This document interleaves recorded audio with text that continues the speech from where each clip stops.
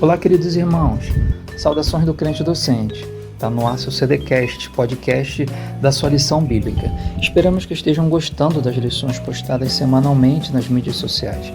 Eu sou o professor Franklin Siqueira e estaremos falando hoje sobre a revista da Central Gospel, que tem por título a Epístola aos Hebreus, a suprema revelação de Deus em Cristo. E hoje abordaremos a lição de número 9, que tem por tema Jesus, mediador de uma nova e perfeita aliança, comentada pelo querido pastor Gesiel Gomes. E não se esqueça de divulgar o trabalho do crente docente. Para isso, te convido a se inscrever no canal, curtir, comentar as aulas postadas, deixar seu like e acionar o sininho da notificação para que você possa ficar por dentro das novidades do canal. Bem, eu quero agradecer a Deus por mais esse convite que me foi feito através do querido pastor e professor Edvanei, e também parabenizar toda a sua equipe pelo árduo e incansável trabalho de divulgar o ensino bíblico por meio das mídias sociais. Bem, o textuário da nossa lição está em Hebreus, capítulo 8, versículo de número 6, onde está escrito assim, abre aspas, mas agora alcançou ele ministério tanto mais excelente, quanto é mediador de um melhor concerto, que está confirmado em melhores promessas. Já em outra tradução vai dizer assim, abre aspas, agora, porém, Jesus alcançou o ministério superior ao deles, como também a aliança da qual ele é mediador é superior à aliança antiga, que está firmada em promessas superiores. Como objetivo dessa lição é fazer com que os alunos sejam capazes de explicar o que é uma aliança, definir qual a posição de Cristo no céu e valorizar Cristo como ministro do santuário e do verdadeiro tabernáculo.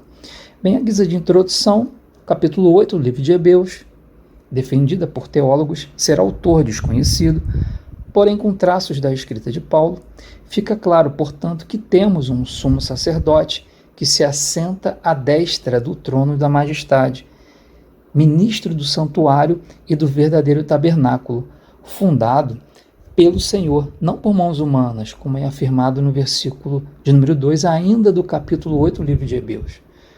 O Senhor não habita em tendas, nem em templos feitos por mãos humanas. Logo fica a pergunta, então, nessa nova aliança, onde se faz a morada do Altíssimo? Bem, na antiga aliança, o próprio Deus determina a Moisés que fizesse um tabernáculo, onde seria o local ou lugar onde ele se manifestaria ao seu povo, bem como seria o referencial da sua presença entre o povo escolhido como propriedade sua. Nessa direção, no versículo 5 ainda do capítulo 8 do livro de Hebreus, o autor dessa carta referencia o capítulo de número 25 do livro de Êxodo, momento em que Deus detalha a Moisés como deveria ser a construção do tabernáculo. Agora observe, na antiga aliança, o mediador entre Deus e o seu povo se fazia pela figura de Moisés.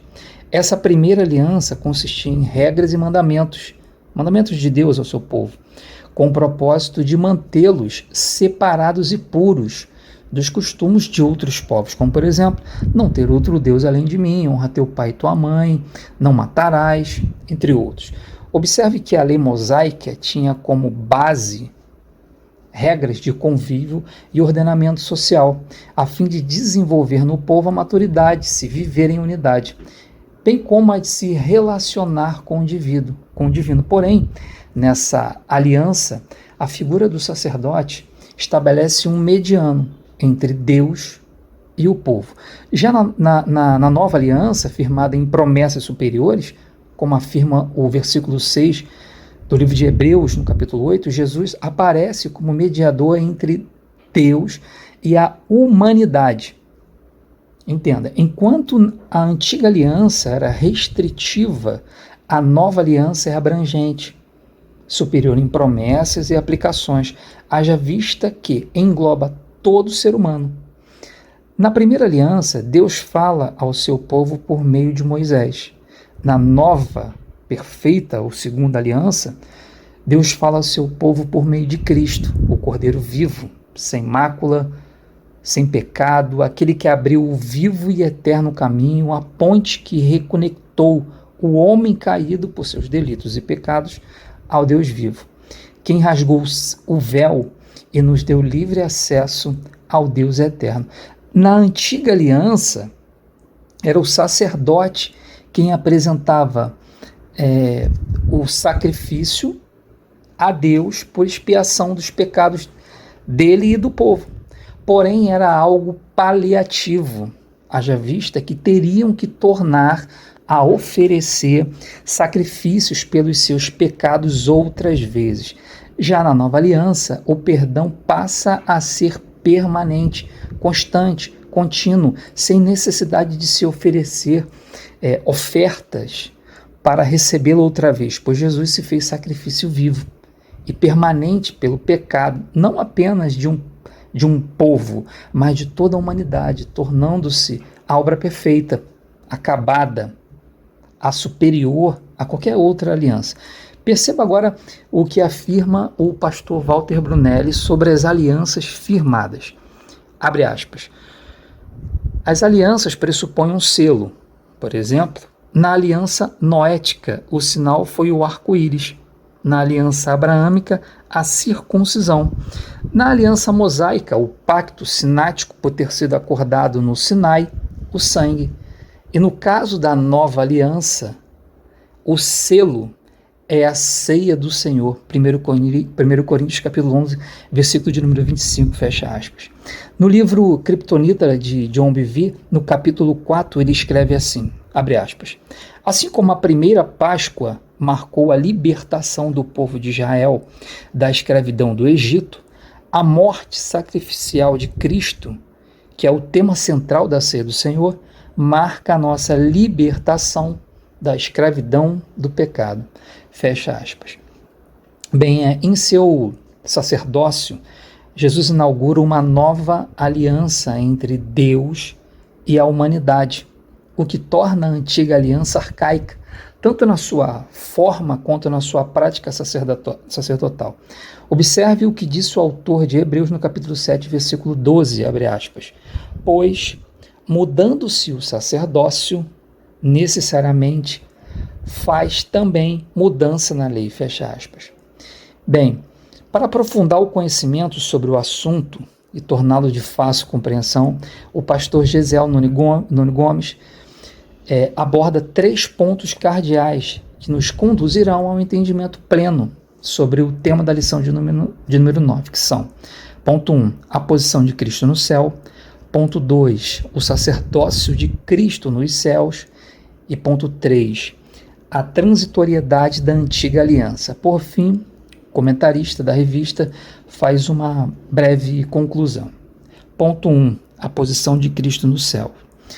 Bem, na primeira abordagem, o pastor Gesiel destrincha o versículo 1 do capítulo 8 do livro de Hebreus, e nós vamos com ele, nos aprofundando nas reflexões percebidas pelo comentarista. Dessa maneira, o entendimento aponta para 3 partes distintas para para o versículo. Vejamos. O versículo diz assim, capítulo 8, versículo de número 1. O Cristo ressuscitado é hoje o sumo sacerdote tal que está assentado nos céus, à direita do trono da majestade. Bem, a expressão utilizada para sumo sacerdote tal sugere a expressão que excede. Observe que João capítulo 3, versículo 16, que Deus amou, o versículo é: Deus amou o mundo de tal maneira, ou seja, de uma forma inexpressível, de uma maneira que vai além sobre tudo que o homem conhece sobre amor ou amar alguém.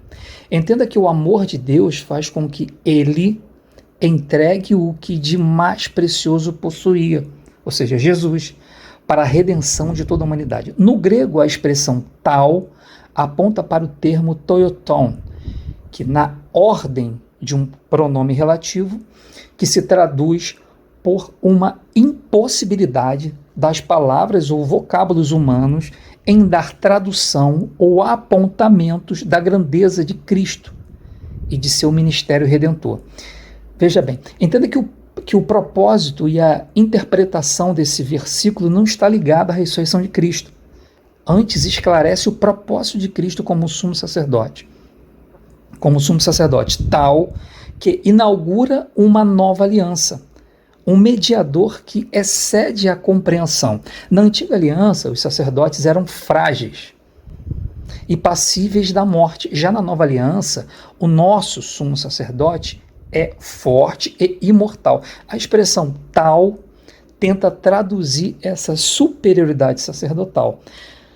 Com esse novo mediador, o ser humano pode se valer de experiências que vão além do véu, como descreve a canção de autoria do pastor Asaf Borba ao entoar que o véu que separava já não separa mais.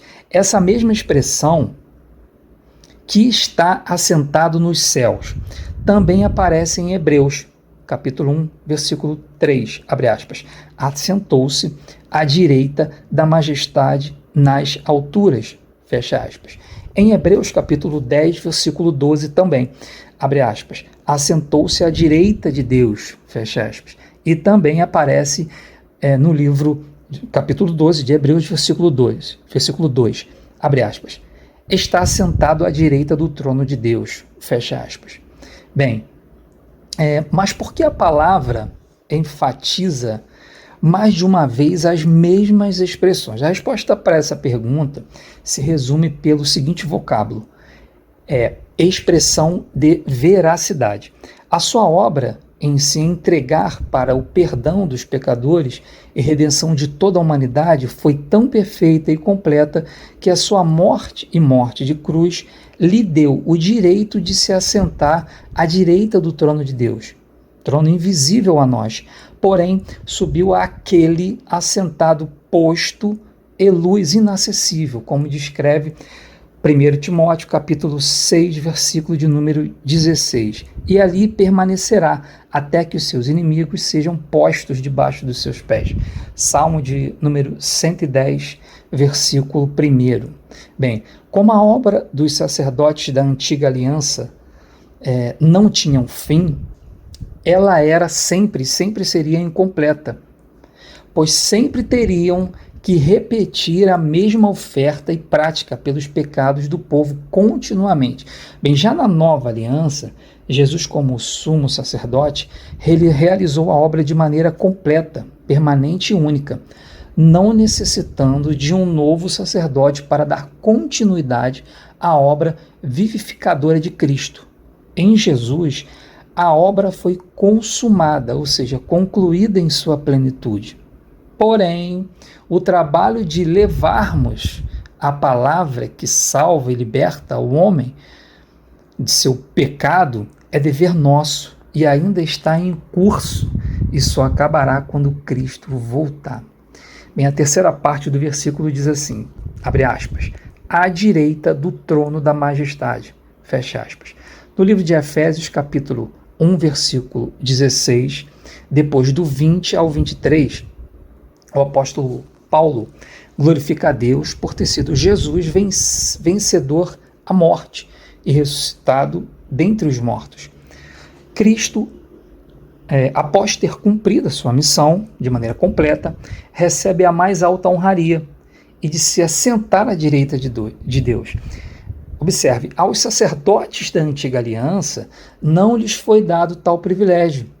O Senhor Jesus assume esse lugar na eternidade ao lado direito de Deus, como símbolo de conclusão, ou seja, de obra acabada, de obra terminada, de obra concluída.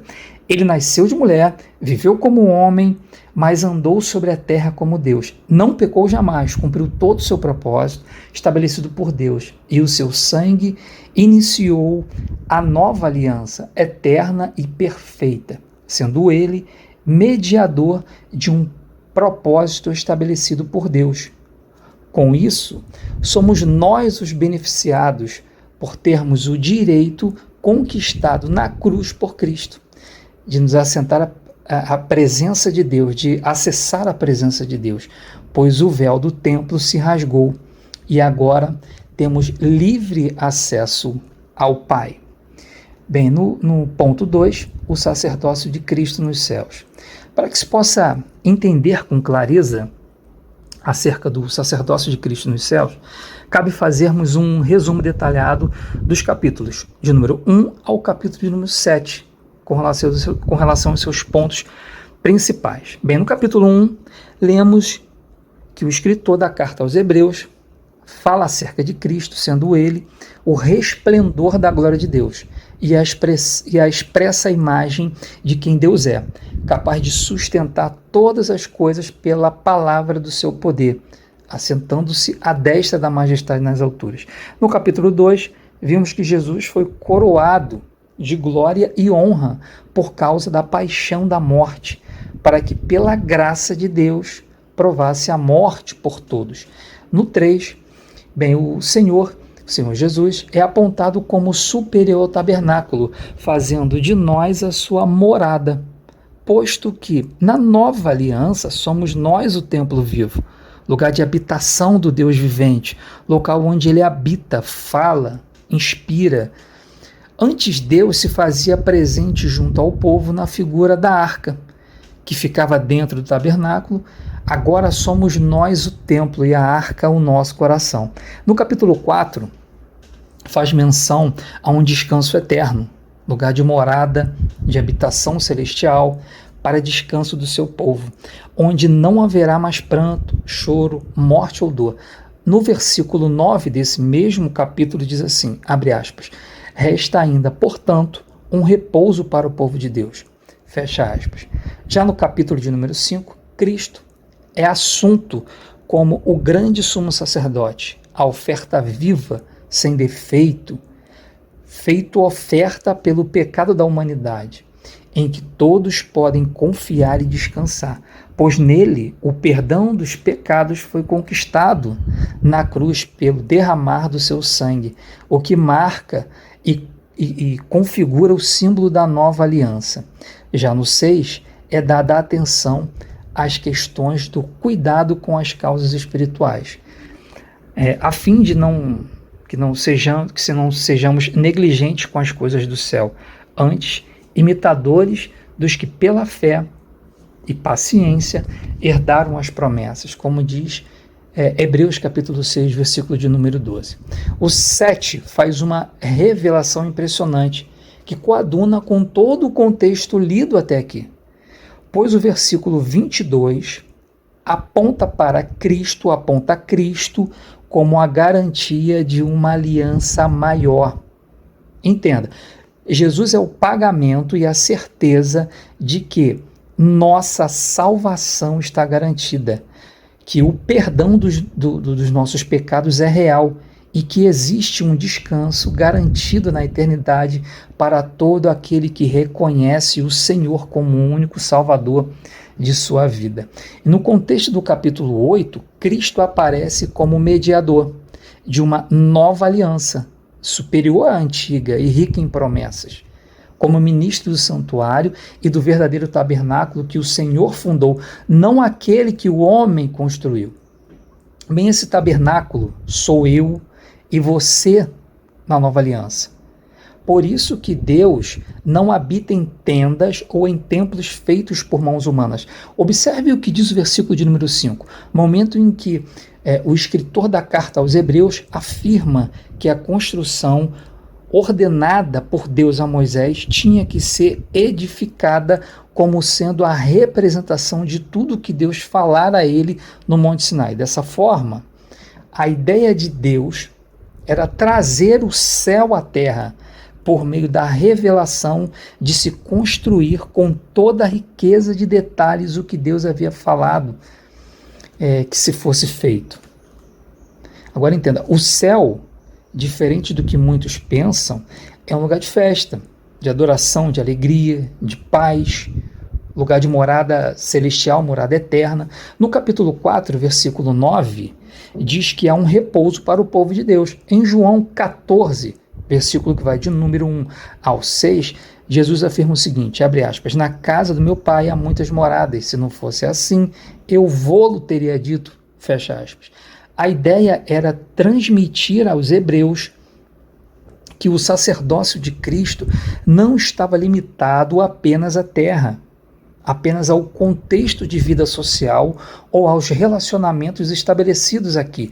Antes, esse domínio e poderio é eterno e extravasa o tempo e o espaço contados pelo povo da época. No Novo Testamento, o Novo Testamento é cristocêntrico. Ele circula a pessoa maravilhosa de Cristo e as consequências dessa aliança conquistada a preço de sangue.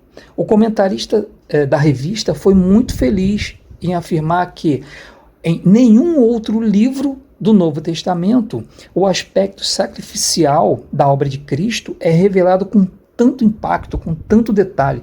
Toda a doutrina neotestamentária que aborda o contexto da expiação e a entrega de Cristo na cruz, bem como o derramado sangue no madeiro, deve considerar a Epístola aos Hebreus como referência de informações, bem como de testemunho do sacrifício do Cordeiro Santo. Entenda o seguinte: tudo que Jesus fez na terra revela o seu caráter espiritual, sendo ele mesmo a garantia, ou seja, a moeda de pagamento pela humanidade. Não existe na história humana uma entrega desse nível, capaz de redimir o homem de seus delitos e pecados e garantir a ele a eternidade no céu. Observe uma coisa: a história diz que um dos motivos do enfraquecimento de Roma estava vinculada à pregação do Evangelho, pois com o crescimento do cristianismo, que propunha a salvação ao homem e a eternidade, sendo alcançada por meio de Cristo, não sendo algo apenas ligado à aristocracia da época, mas todo aquele que reconhecesse Cristo como Salvador, cria um descompasso no já abalado Império Romano, com contextos ligados à política e à crise no exército romano. Entenda, o cristianismo superou e resistiu a todas as perseguições sofridas por séculos. Por meio de Cristo e do Espírito Santo, a pregação do Evangelho está de pé e sendo difundida a todos. Em Hebreus capítulo 8, versículo de número 2, o Senhor Jesus é citado como sumo sacerdote constituído por Deus. Está à destra de Deus, de forma que exerce seu poderio, estando no verdadeiro tabernáculo fundado pelo Senhor, não por mãos humanas.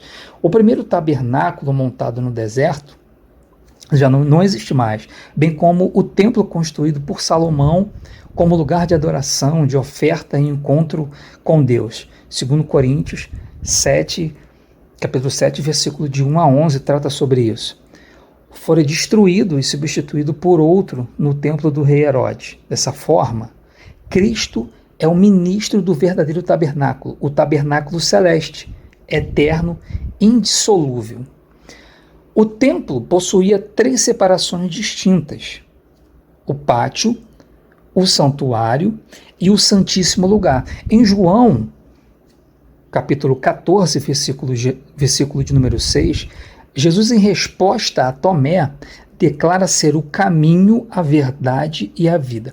Bem, existe uma relação entre as partes do tabernáculo construído por Moisés e João, capítulo 14, versículo de número 6. Na cultura judaica, o templo era assim chamado: caminho, verdade e vida. Derek, Emet e Shaim. O caminho era a primeira porta que dava acesso ao pátio.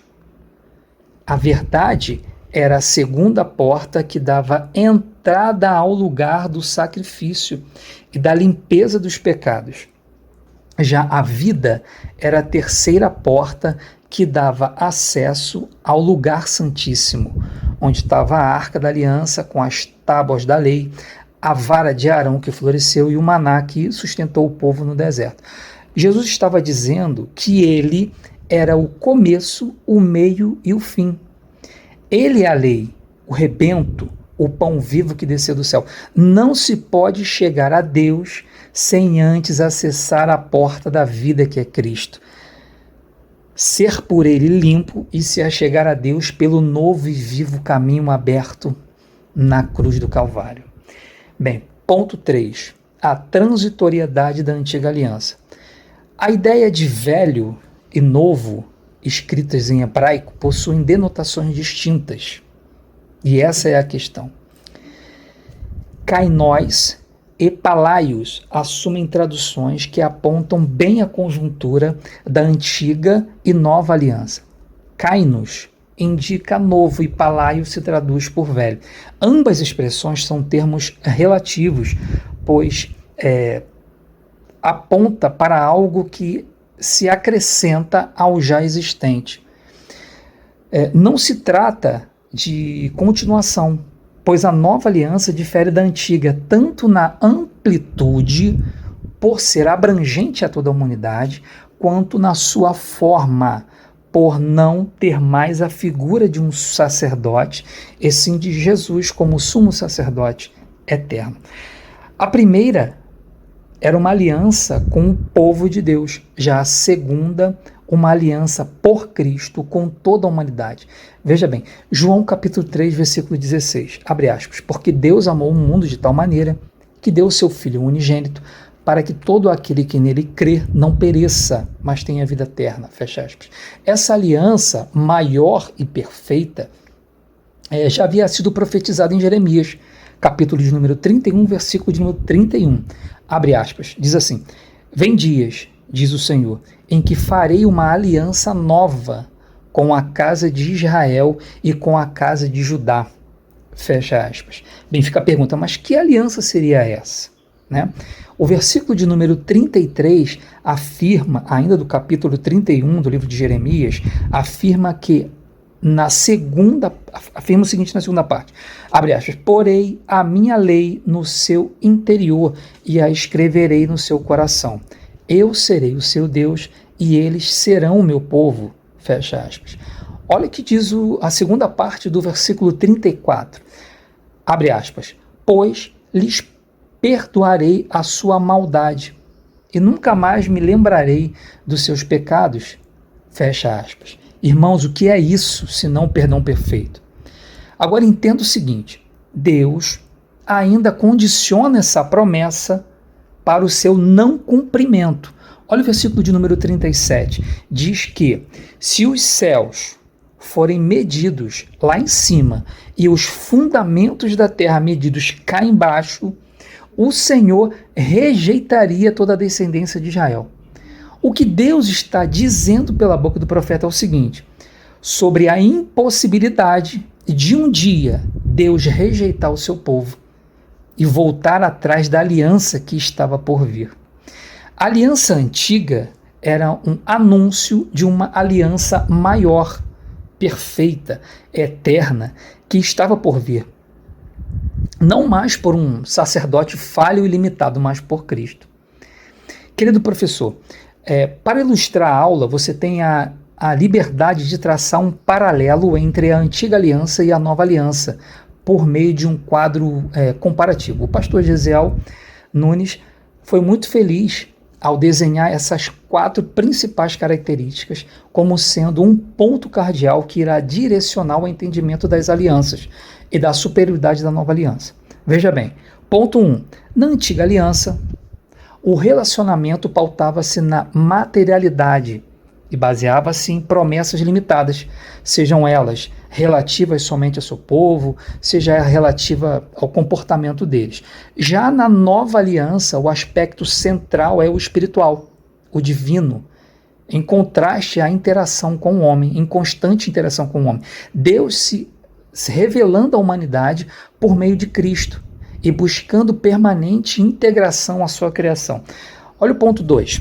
Ponto 2. A antiga aliança era limitada, ou seja, para se obter o perdão, era preciso fazer ofertas contínuas pela expiação do pecado, tanto do sacerdote quanto do povo, sendo essas ofertas diárias, como afirma o versículo 27 do capítulo 7 da Carta aos Hebreus.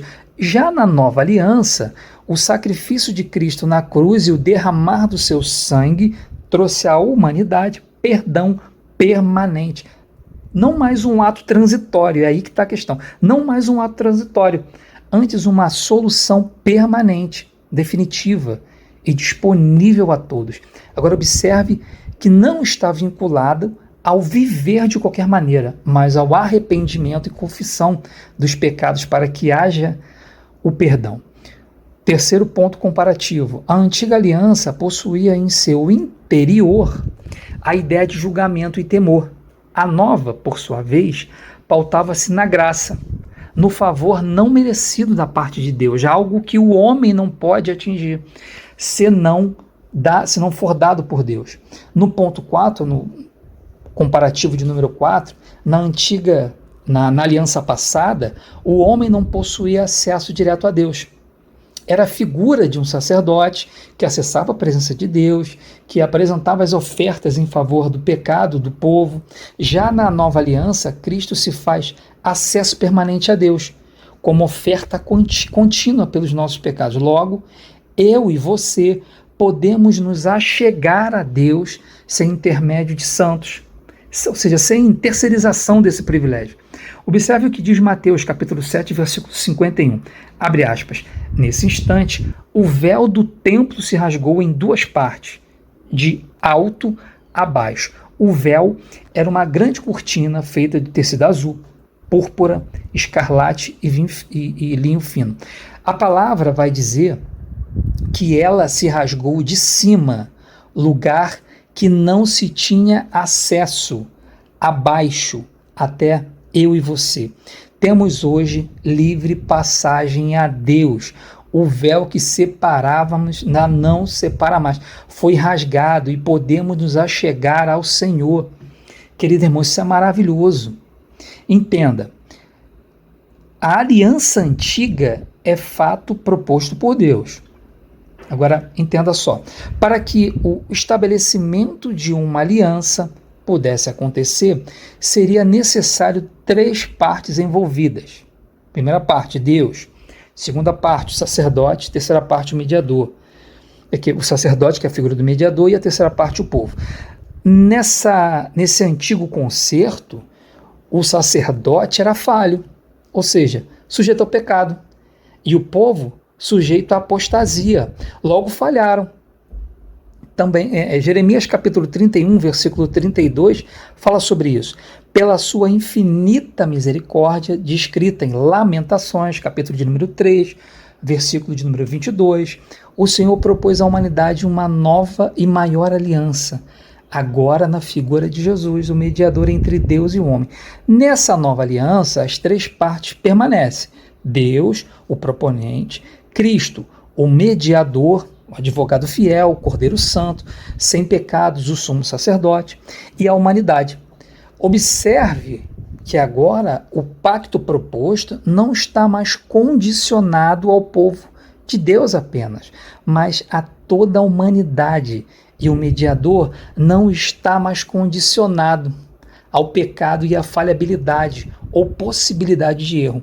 Por sua essência, como mediador incomparável, e Isaías capítulo 9, versículo de número 6, vai descrevê-lo como sendo o seu nome maravilhoso, conselheiro, Deus forte, Pai da eternidade, Príncipe da paz. Não existem referências no Antigo Testamento que descreve atributos pessoais de sacerdote, mas Jesus é superior, e aí que está a questão, aos sacerdotes, e sentado está à destra de Deus, de eternidade em eternidade. Ou seja, o sacrifício da cruz fala a Deus todos os dias a nosso respeito.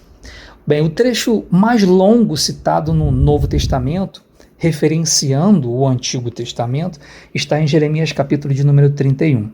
Bem, para dar prova de que uma nova e superior aliança estava para ser revelada a esse tempo, chegaria através do verbo vivo. O novo concerto envelheceu o antigo, tornou-o antiquado, não mais sendo referência para se seguir, e sim reflexo apenas do que estava por vir. Esse novo concerto é maior, por não estar condicionada a atingir apenas ao povo de Israel, mas a todos que reconhecessem a Cristo como mediador de suas vidas a Deus.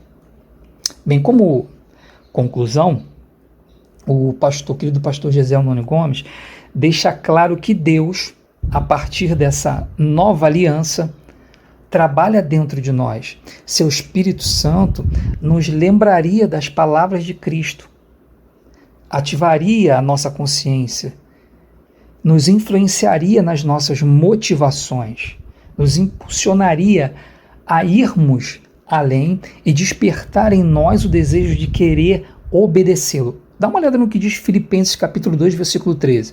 Abre aspas. Porque Deus é o que opera em nós tanto o querer como o efetuar, segundo a sua boa vontade, fecha aspas. Já em 2 Coríntios, capítulo 3, versículo de número 6, o apóstolo Paulo diz que ele, ou seja, Cristo, nos fez também capazes de ser ministros de uma nova aliança, não de letra, mas do Espírito, pois a letra mata e o Espírito vivifica. Bem, e como fechamento da nossa aula, gostaria de citar uma frase de autoria do pregador inglês batista Charles Spurgeon, também conhecido como Príncipe dos Pregadores, que diz assim, abre aspas, minha teologia se resume em 4 palavras, 2 pontos, Jesus morreu por mim, fecha aspas. Bem, eu quero agradecer a você, querido ouvinte, por ter estado conosco nessa missão tão linda, que é a arte de ensinar. Quero convidar também a você para seguir as nossas páginas no Instagram, que é o @crentedocente, no Facebook, no endereço facebook.com/crentedocente e ativar as notificações no canal do Crente Docente no YouTube. Até a próxima e fique na paz.